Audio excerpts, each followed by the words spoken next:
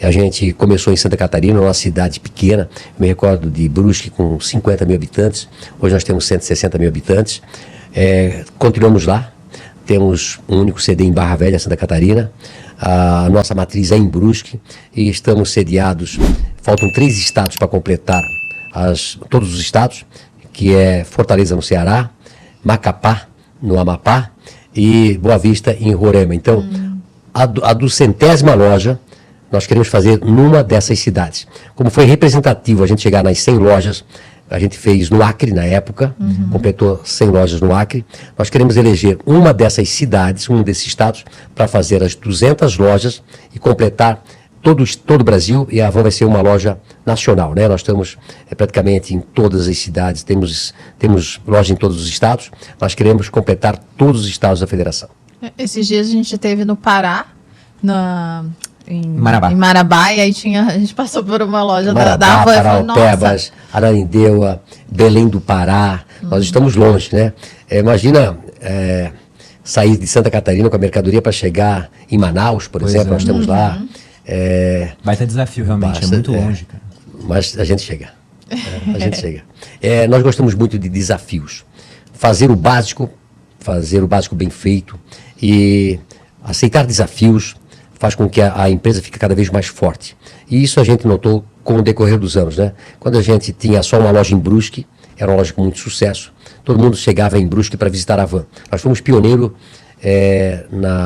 nos tecidos para atacado. O Santa Catarina é muito forte no têxtil.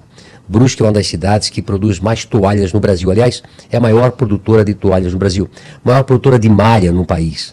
Então, Santa Catarina tem esse DNA de indústria. A gente começou lá muito pequenininho, fornecendo para o atacado e varejo, numa loja de 45 metros quadrados, e chegou hoje a 25 mil colaboradores, vai chegar até o final do ano, com 2,5 milhões de metros quadrados construídos. Você imagina o que é isso?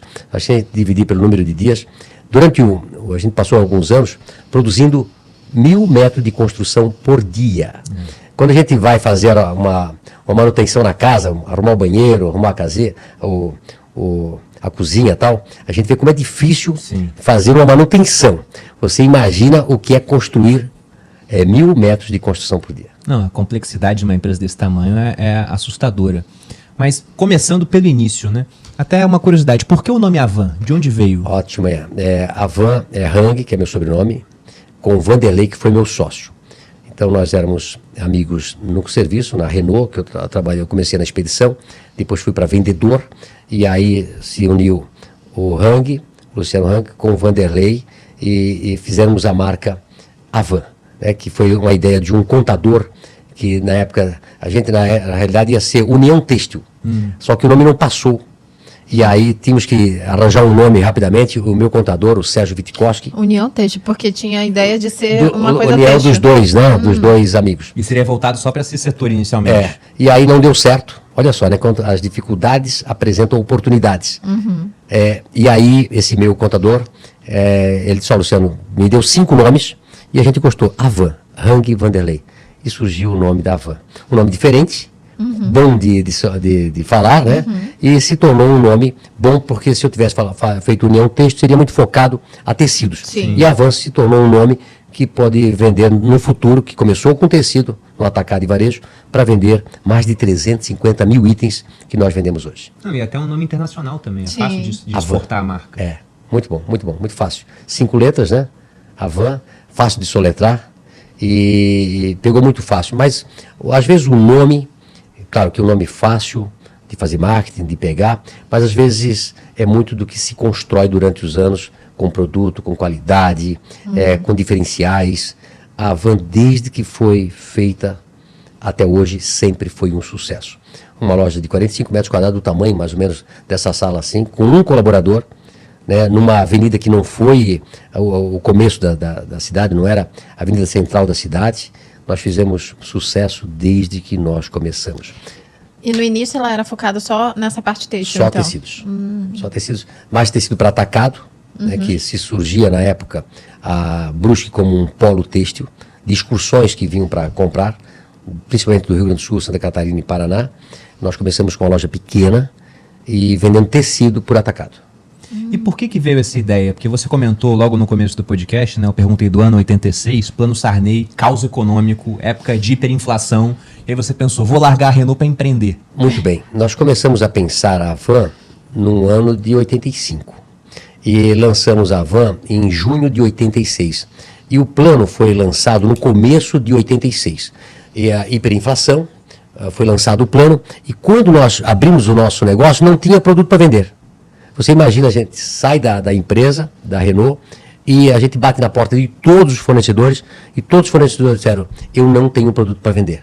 Só tenho para o ano que vem. E tem que ter cota. Na época, para comprar um carro, você pagava um imposto a mais, até 30%. Você se recorda disso? Não tinha carro para vender.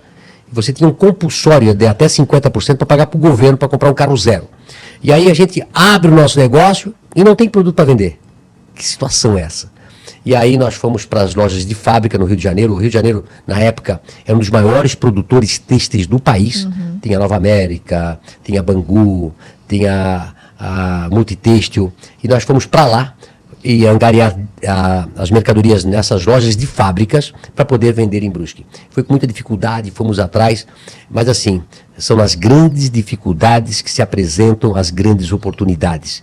A falta de tecidos na nossa região, que tinha na Renault, na Schilesser, em várias fábricas que produziam, fez com que a gente procurasse outras cidades com tecidos totalmente diferentes que fazia a nossa região. Quando a gente pensou a van, a gente pensou em comprar produtos da região para vender.